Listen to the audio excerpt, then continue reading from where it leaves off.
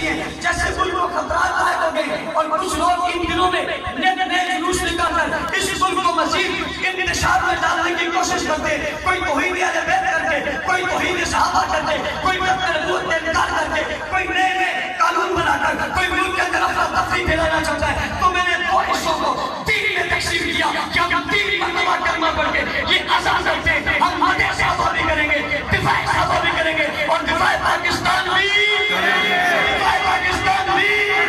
مدح صحابہ بھی کریں گے، دفاع صحابہ بھی کریں گے، اور دفاع پاکستان بھی مدح صحابہ بھی کریں گے، دفاع صحابہ بھی کریں گے، اور دفاع پاکستان بھی کریں گے۔ سب کو مبارک ہو، مجمع میں موجود سب کو مبارک ہو۔ آپ نے صبح کے وقت کلمہ پڑھ کر کہا ہم مدح صحابہ اور دفاع صحابہ اور دفاع پاکستان کریں گے، یہی ہمارا دستور ہے، یہی وعدہ کر کے آپ سب جماعت میں شامل ہوئے ہیں۔